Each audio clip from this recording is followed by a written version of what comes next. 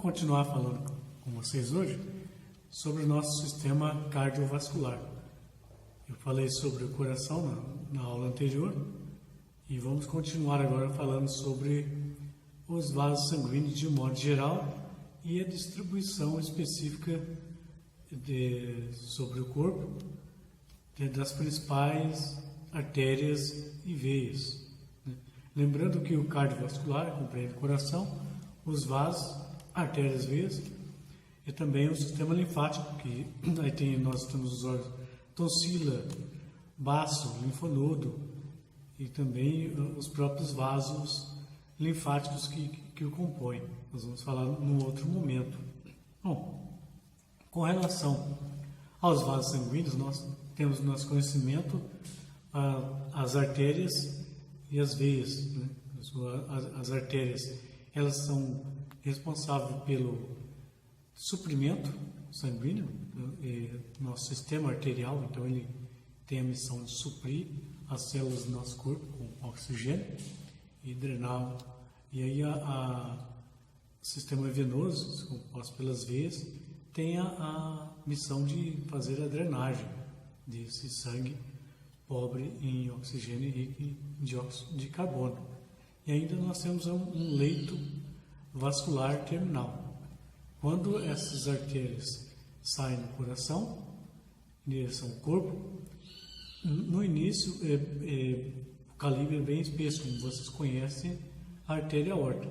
À medida que adentra pelo corpo, esse diâmetro vai diminuindo cada vez mais até ficar microscópico e atender cada uma das células do nosso tecido com o suprimento sanguíneo.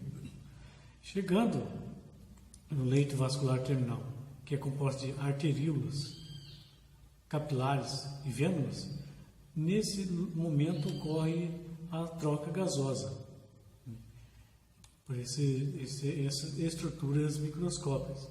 Então, o sangue ele passa a adentrar o sistema venoso pelas vênulas. São vasos de início microscópicos mesmo, e à medida que segue em direção ao coração, vai aumentando o calibre desses vasos. Dessa forma, nós temos que as artérias do coração para o corpo diminuem seu calibre. As veias do corpo para o coração aumenta o calibre dessas veias. E ainda tem outra diferença importante, básica, entre artérias e veias. Nós sabemos que vendo uma artéria e uma veia, comparativamente, a parede de uma artéria é mais espessa. Você encontra sempre a artéria, é um tubo sempre aberto, enquanto que as veias você encontra um tubo colapsado, é um tecido bem mole, bem fino, colapsado. Então existe um motivo por qual isso se dá. Nós temos diferenças básicas na parede de artéria e veia, que levam a artéria a ser mais espessa, a parede. É que contando de fora para dentro, nós temos aí uma túnica adventícia, que é a primeira camada, a túnica mais externa de uma parede de um vaso, ela é mais espessa numa artéria do que numa veia. E temos ainda uma lâmina elástica externa, que ela é visível apenas na artéria. Em seguida, uma túnica média, que é muscular, que ela também é bem espessa na artéria e fina numa veia, essa musculatura. Em seguida, tem uma lâmina elástica interna, que somente é encontrada nas artérias, e a túnica íntima, ela um pouco depois aí da membrana basal. Então, nós temos aí, então, de fora para dentro, temos uma túnica adventícia, que é mais externa, uma lâmina elástica externa, só encontrada na artéria, uma túnica média, que é muscular, mais espessa na artéria, em seguida uma lâmina elástica interna, também só em artéria, uma membrana basal e um endotélio, que é a túnica mais íntima. E as veias, elas têm também uma válvula que impede o retorno do sangue. Você imagina a veia dos membros inferiores. O bombeamento para o coração é difícil, então ele tende a voltar. Para impedir essa volta, existem essas válvulas que o sangue que retorna, ele enche essas válvulas, elas se enchem de sangue e impede o sangue de retornar. Lembrando que o fluxo arterial, ele é controlado pelo nosso coração, o bombeamento do coração, que ele impulsiona o sangue pelas artérias. O sangue que ele circula pelas veias, ele é bem lento, né? Tanto é que 30% do nosso sangue ele se encontra dentro de artérias e 70% dentro das veias. Portanto, o sistema venoso ele é um sistema de armazenamento. Ele, ao contrário do sistema arterial, que é de suprimento, e o leito vascular terminal de troca. Então, nesse armazenamento, 70% do nosso sangue fica dentro das veias. E ali elas têm a missão de seguir para o coração. Essa missão é simples quando esse sangue está dentro de veias de cabeça, de pescoço, até mesmo membros superiores. O tórax está bem próximo e cabeça e pescoço até ele simplesmente desce, né, por gravidade. Agora, imagine um sangue venoso que está aí no pé. Como que ele sobe até o nosso coração? Lembrando que as veias elas estão passando entre musculatura e o bombeamento, mesmo que discreto dessa musculatura, ele bombeia a contração e dilatação do músculo, vai bombeando o sangue venoso em direção ao coração. É por isso que nós temos o segundo coração, que é o músculo da panturrilha, que é o músculo tríceps-sural, que vocês já viram, que é formado pelo gastrocnêmio lateral, gastrocnêmio medial, também o músculo sólido, que eles formam a nossa batata da perna, né, que é o tríceps-sural. Ele é chamado de segundo coração. Quando uma pessoa submete a uma cirurgia, é comum no hospital pedir que ela levante, vá circular quanto antes, para que venha facilitar a circulação sanguínea. Esse sangue que está no membro inferior, ele ser bombeado pelo próprio movimento muscular até o nosso coração. E ainda, nós temos aí uma pressão negativa do nosso tórax, que vai levar o sangue, ele vai ser sugado em direção ao nosso coração. Também nós temos as veias satélites, são veias profundas. Um exemplo, a artéria braquial ele tem veias de mesmo nome, paralela a ela, lado a lado, no bombeamento, na contração e dilatação dessa artéria, ele ajuda, contribui com o bombeamento do sangue venoso em direção ao coração. Então, esses mecanismos fazem com que o sangue seja bombeado do sangue venoso, dos membros inferiores, o abdômen, até o nosso coração. Eu vou falar com vocês um pouco sobre a comunicação artério-venosa. Nós sabemos que o sangue sai do nosso coração pela artéria aórtica de grosso calibre, então, por onde é distribuída para vasos menores, cada vez menores, para todo o corpo. Daí ele chega no leito vascular terminal, composto pelos capilares, vênulas e arteríolas, onde ocorre a troca gasosa e segue para o sistema venoso.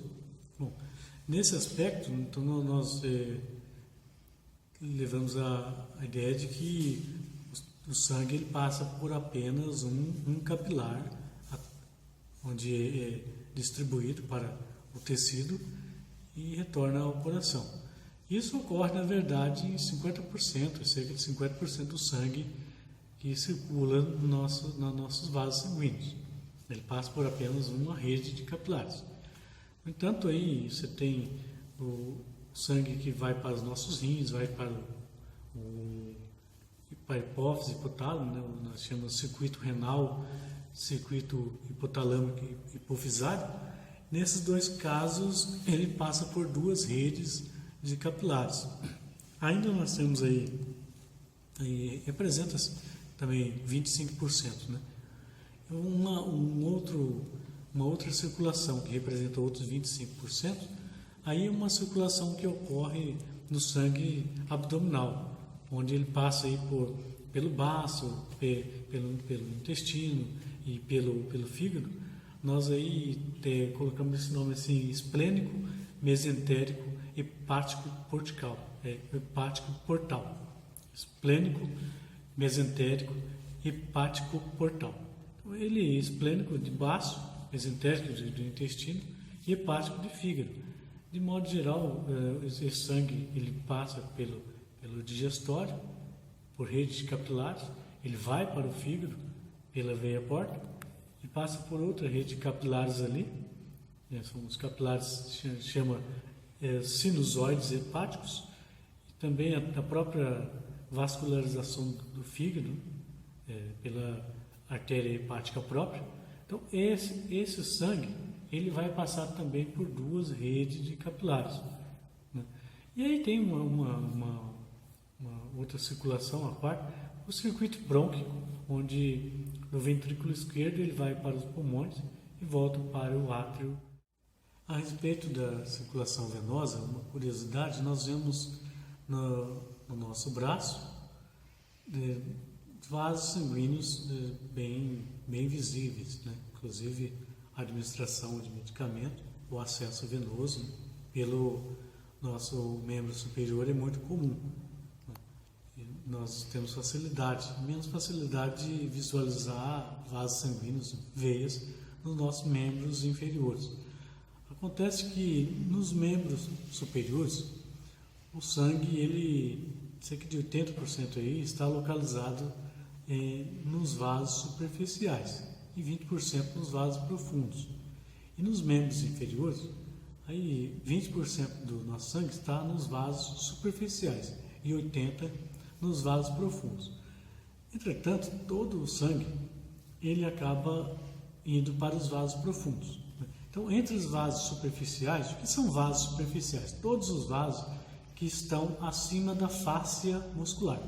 Os vasos que estão abaixo da fáscia muscular, que é esse envoltório que envolve o músculo, eles são músculos chamados profundos. Então, existe comunicação em vasos superficiais e vasos profundos. Aí nós temos os vasos comunicantes, que são as veias perfurantes. Elas perfuram essa fáscia muscular, musculatura, então liga veias superficiais e veias profundas, de modo que venha essa ligação, né, entre esses dois sistemas. Lembrando aí que nosso sistema venoso ele vai para o coração, nós chamamos de vias atergo, no qual o sangue ele chega, vamos colocar numa palavra simples, ele chega embalado, né, do sistema arterial, porque ele é bombeado pelo coração e entra nos vasos de fino calibre, as veias, né, as vênulas, e vai engrossando. Mas só esse impulso inicial, que ele sai do leito vascular terminal, não é suficiente para ele continuar até o coração. Então ele segue aí a gente chama vias latéria, onde os vasos, as veias profundas, são satélites, eles estão sempre ao lado de artérias profundas de mesmo nome, em que a pulsação dessas artérias vai pulsar também as veias, já que elas estão uma colada com a outra ali, uma paralelamente à outra. Aí existe também, a gente chama visa fronte, que é a pressão negativa no tórax, que vai sugar esse sangue venoso. E por último aí, que eu citei, o músculo da panturrilha, que é o nosso coração periférico, né? Ele vai bombear esse sangue membros inferiores até o coração. Eu vou falar para vocês, de uma maneira geral, como funciona a nossa circulação sistêmica. E começando aqui, retirando a caixa torácica, visualizamos aqui nossos pulmões, e o coração aqui no meio, nós chamamos essa região do mediastino. Percebemos que o pulmão esquerdo ele interage com uma área maior com o coração, porque o coração é voltado mais para o lado esquerdo. Então, uma face mediastínica do pulmão é onde ele interage com o nosso coração. E aqui está o coração em si, eu já falei bastante sobre ele, e esses são os vasos da base. Então, aqui o tronco pulmonar, artéria aórtica, veia cava superior. Por que vasos da base? Porque estão na base do coração. Então, esse daqui para cima, esse aqui, nós chamamos de mediastino superior. Aqui para baixo, mediastino inferior.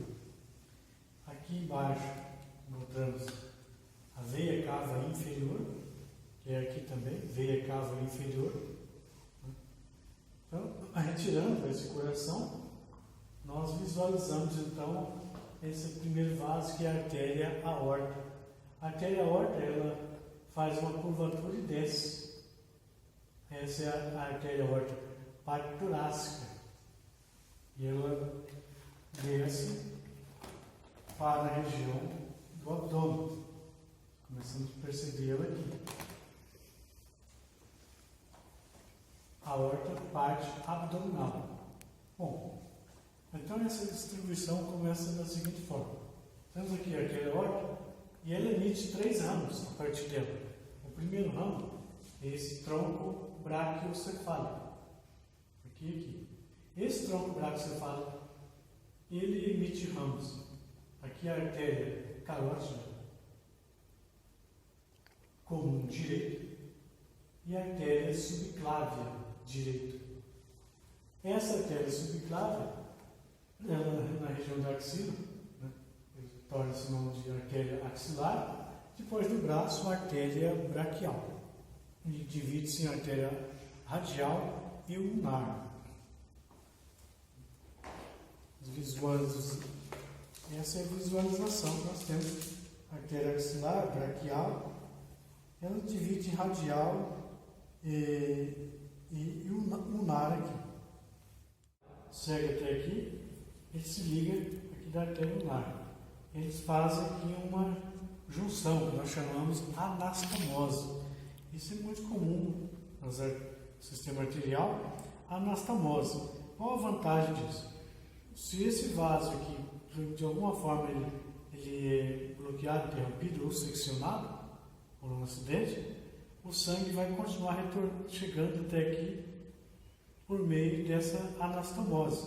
Então, essa ligação dos vasos uns com os outros permite que haja uma garantia de suprimento sanguíneo, mesmo que um vaso não esteja suprido adequadamente.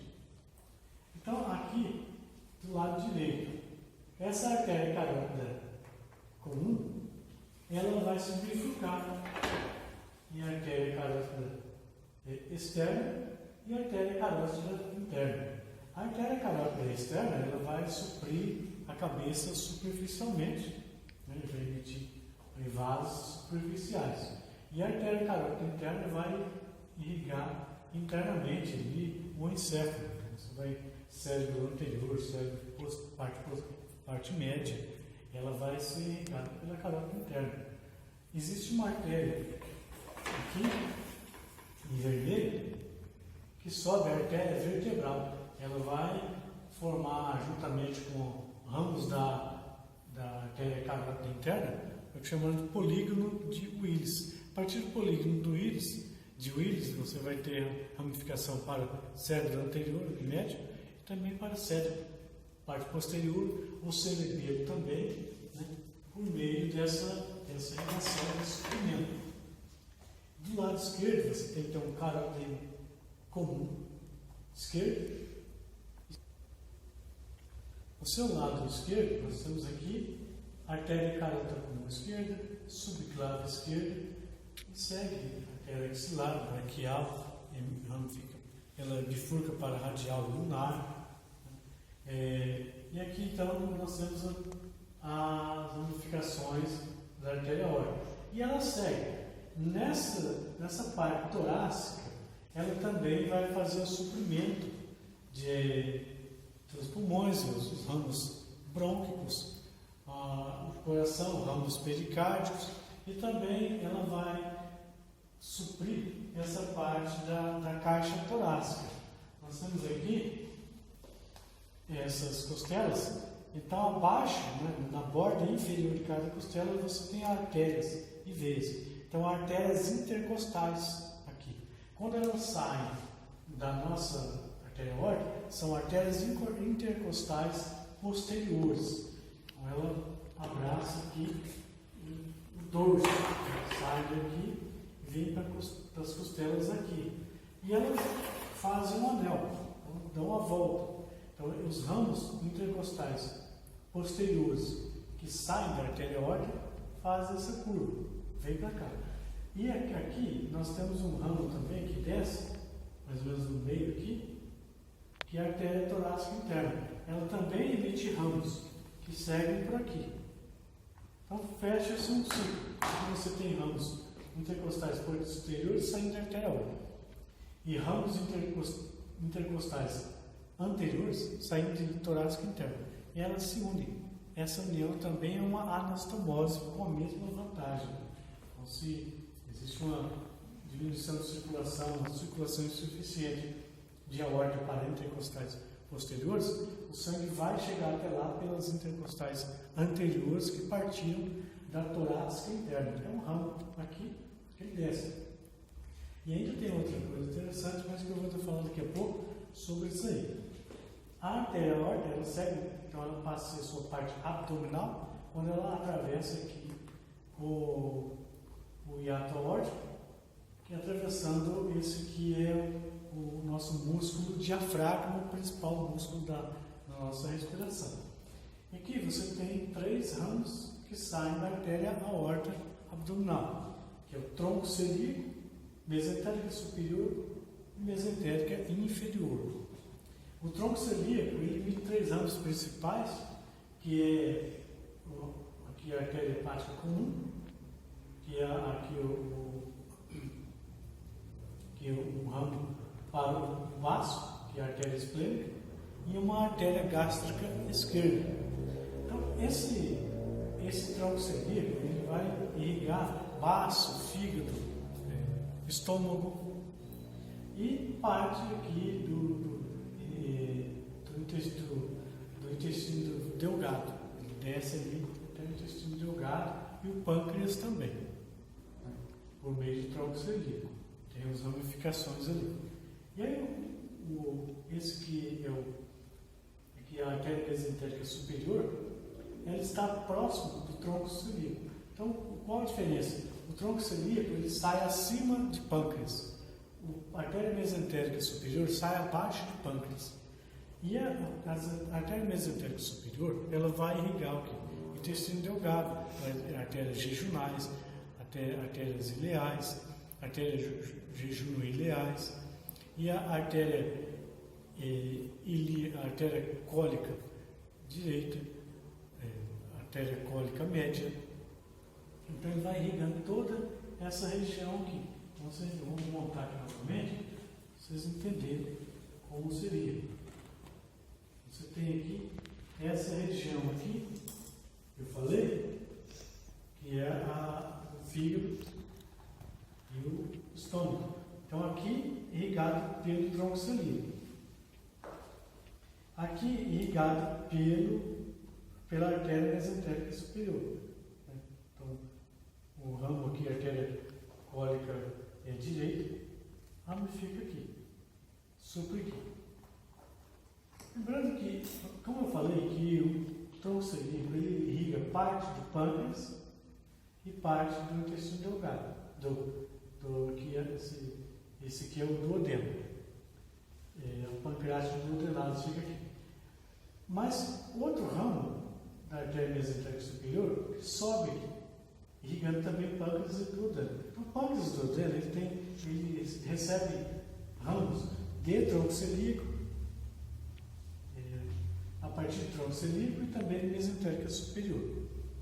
Obviamente que não é diretamente do tronco celíaco. Você sai a artéria hepática comum, dela emite um ramo, né, uma pancreática duodenada a partir dela.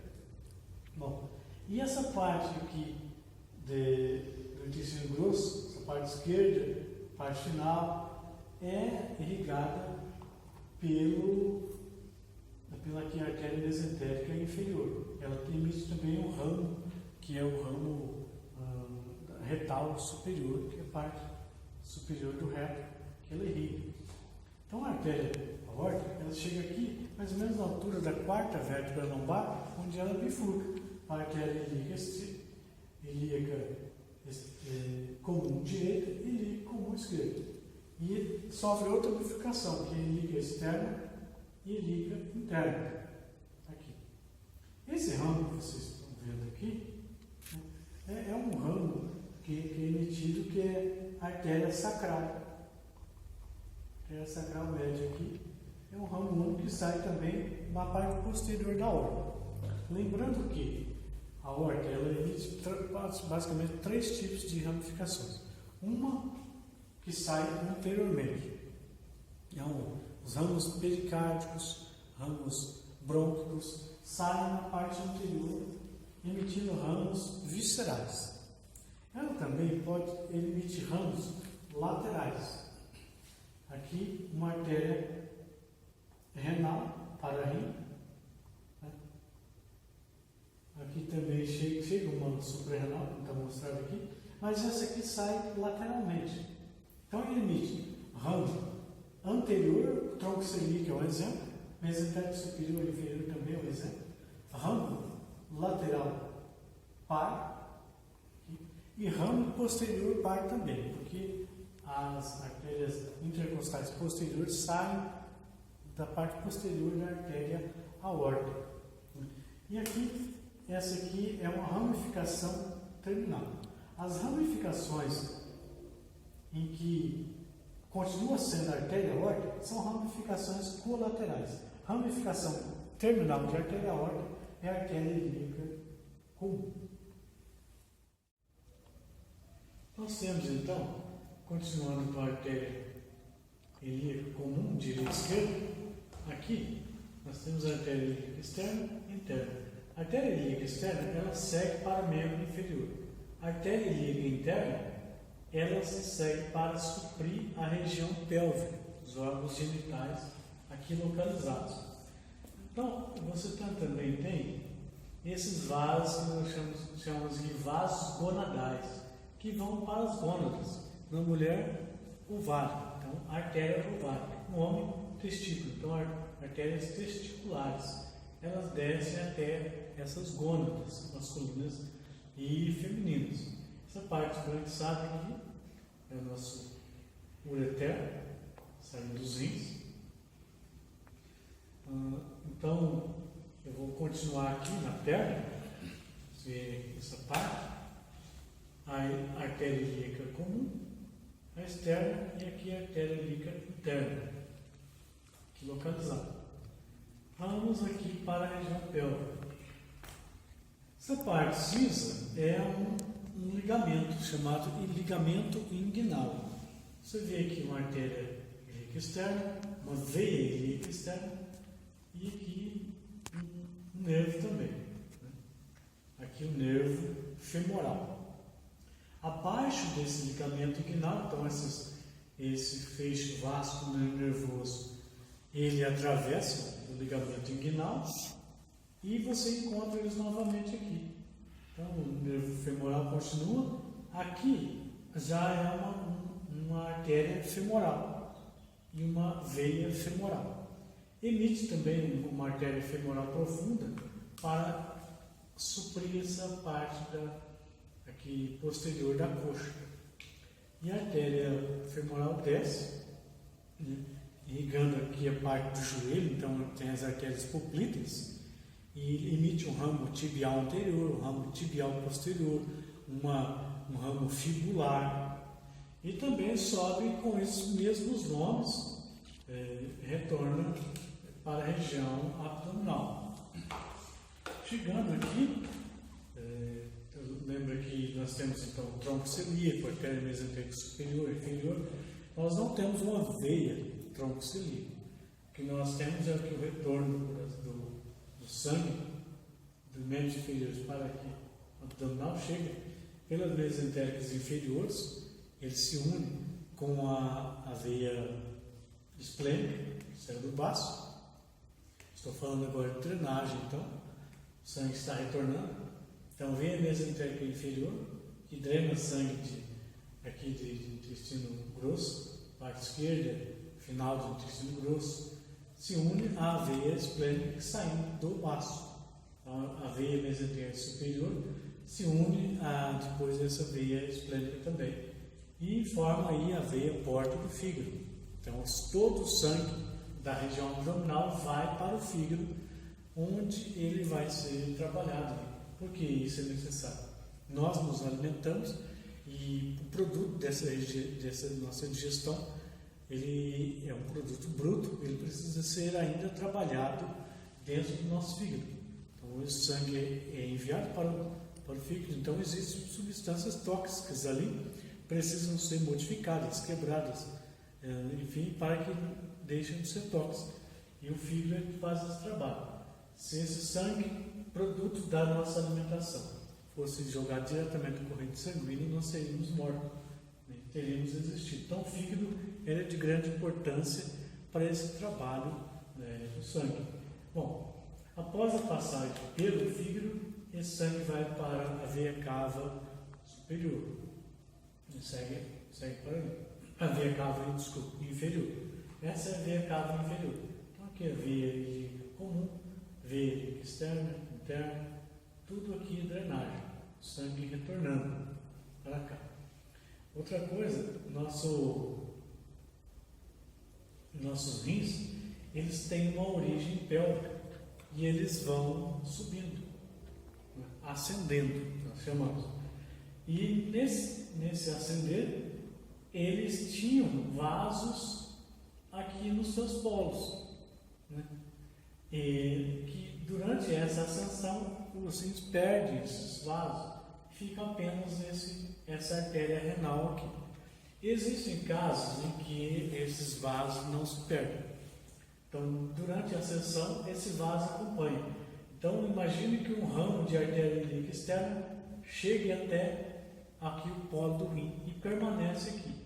Isso pode ser de grande importância quando, se por algum motivo se retirar esse rim, não houver esse cuidado, essas artérias polares podem ainda existir, né? Então, existe um cuidado anatômico no sentido da distribuição vascular desses órgãos, para que tudo que nós falamos aqui não é sempre ocorre no mesmo organismo. Pode haver uma mudança de distribuição vascular. É importante, então, se estudar antes dessas cirurgias. Então, essa é a distribuição geral. Eu vou passar uma aula para vocês também, teórica, no arquivo, para que vocês possam inteirar mais a respeito de cada um desses vasos, os seus pormenores. Obrigado.